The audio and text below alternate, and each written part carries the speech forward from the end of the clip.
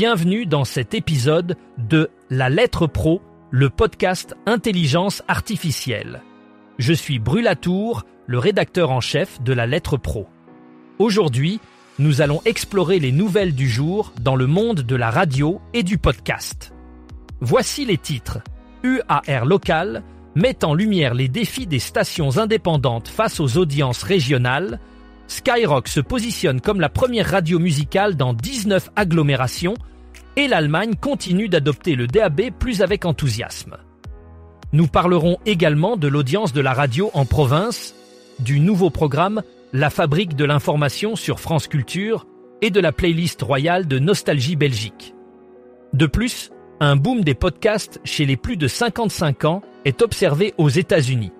Et nous découvrirons la fusion de RCF Notre-Dame pour un média chrétien audacieux. Enfin, Paris se prépare à accueillir les états généraux des radios associatives. Commençons par l'EAR local. Ce rapport 2025 révèle la nouvelle carte des audiences régionales pour les stations indépendantes. Certaines radios maintiennent leur ancrage local, tandis que d'autres voient leur position fragilisée selon les résultats de médiamétrie. Pour les radios régionales, cette évaluation est cruciale pour les décisions publicitaires et l'organisation de la rentrée. Les résultats démontrent comment certaines stations parviennent à se distinguer malgré la concurrence et soulignent l'importance de comprendre et d'adapter leur stratégie aux préférences locales. Ce rapport est un outil indispensable pour naviguer dans le paysage médiatique en constante évolution. Skyrock a récemment renforcé sa position en tant que première radio musicale nationale dans 19 agglomérations françaises, selon l'étude EAR Local Médiamétrie pour la période de septembre 2023 à juin 2025. Cette performance remarquable souligne l'attrait constant de Skyrock auprès de son public cible. De plus, la station se distingue également comme la première radio privée pour les 13-49 ans dans 8 des 10 plus grandes zones urbaines du pays. Ces résultats démontrent non seulement la capacité de Skyrock à maintenir une base d'auditeurs fidèles, mais aussi à attirer de nouveaux auditeurs dans un paysage médiatique de plus en plus compétitif. Cette position dominante dans le secteur musical et sa pertinence auprès des jeunes adultes renforcent l'importance de Skyrock dans l'industrie radiophonique française. En Allemagne, la radio en DAB+, Digital Audio Broadcasting Plus, gagne en popularité. Les résultats d'audience du deuxième semestre 2025, publiés le 16 juillet, montrent une augmentation significative pour les diffuseurs qui utilisent ce format. DAB+ permet une qualité sonore supérieure et un accès à des stations supplémentaires. Ce format est de plus en plus prisé, tant au niveau national que régional et local, confirmant la radio comme un média de divertissement et d'information fiable. Cette tendance souligne l'importance pour les diffuseurs de s'adapter aux nouvelles technologies pour rester pertinents dans un paysage médiatique en évolution constante. Les chiffres révèlent que les auditeurs allemands apprécient la diversité et la qualité offertes par le DAB+, consolidant ainsi la radio comme un choix de médias incontournable. L'étude Médiamétrie sur l'audience de la radio en province, connue sous le nom d'EAR local, offre un aperçu détaillé des habitudes d'écoute à travers les régions, départements et une centaine d'agglomérations françaises. Ce rapport est crucial pour les décideurs des stations locales, car il influence les choix d'investissement et la planification des grilles de programmes pour la saison suivante. Les résultats indiquent des variations significatives d'audience selon les zones, ce qui peut mener à des ajustements stratégiques importants pour les radios locales.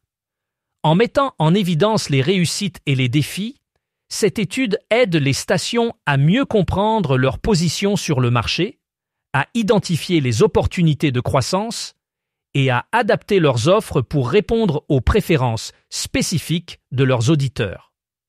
EAR local est donc un outil indispensable pour naviguer dans le paysage radiophonique régional. François Saltiel, journaliste reconnu, animera La Fabrique de l'information, une nouvelle émission sur France Culture, dès la rentrée. Diffusée chaque vendredi à 14h, cette émission proposera une analyse approfondie des récits médiatiques actuels et de la manière dont l'opinion publique se forme. Pendant 1 heure, l'émission explorera les coulisses de la fabrication de l'information, depuis les rédactions jusqu'aux créateurs de contenu, et mettra en lumière les mécanismes de la désinformation. La Fabrique de l'information vise à offrir aux auditeurs une meilleure compréhension des dynamiques qui influencent notre perception des nouvelles et à sensibiliser à l'importance de la vérification des faits. Cette initiative promet de devenir un rendez-vous incontournable pour ceux qui souhaitent approfondir leur compréhension des médias et de leur impact sur la société. Ce lundi 21 juillet, Nostalgie Belgique célèbre la fête nationale avec une programmation spéciale en l'honneur de Sa Majesté le Roi. La radio propose une playlist exclusive composée des morceaux préférés du souverain, diffusés entre 18h30 et 19h30.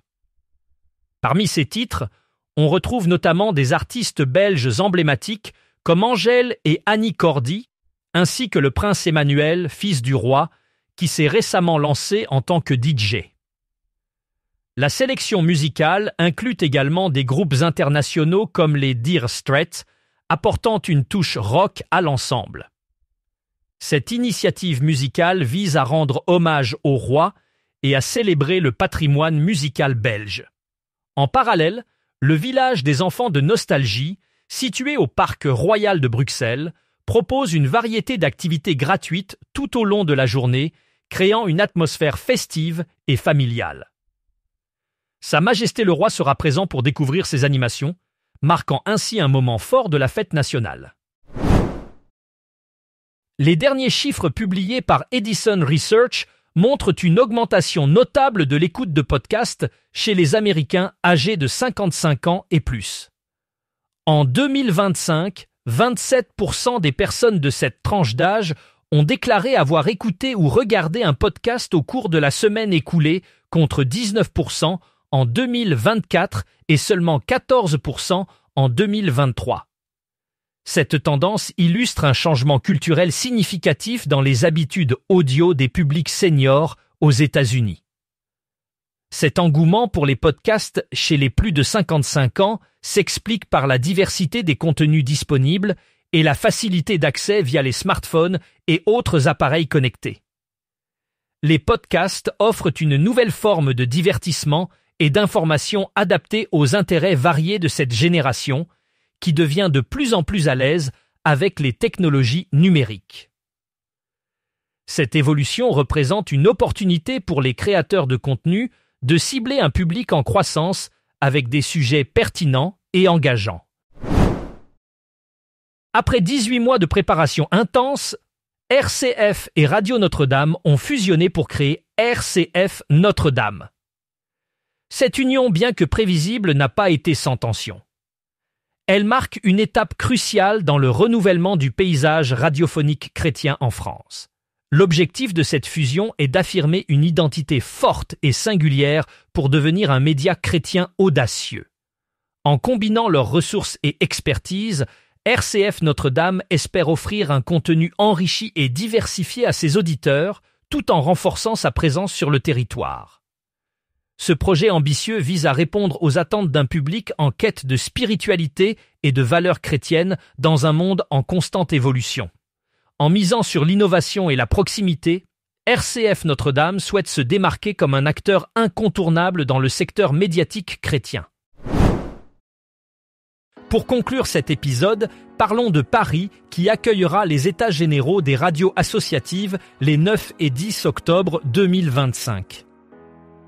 Après une année de mobilisation contre la baisse du fonds de soutien à l'expression radiophonique, ces journées se concentreront sur la formation, les débats et les stratégies communes. Au cœur des discussions, on retrouvera la défense d'un financement public renforcé et la reconnaissance du rôle essentiel de ces médias de proximité. Les défis liés à l'intelligence artificielle, la mutualisation entre structures et les droits seront aussi abordés. Plusieurs ateliers thématiques sont prévus pour partager des savoir-faire sur divers sujets, de la production de podcasts à la gestion associative. Cet événement vise à structurer un front uni face aux politiques publiques jugées déstabilisantes, tout en défendant un modèle unique de médias de proximité. Pour plus d'informations, rendez-vous sur notre site lalettre.pro et abonnez-vous à notre newsletter quotidienne.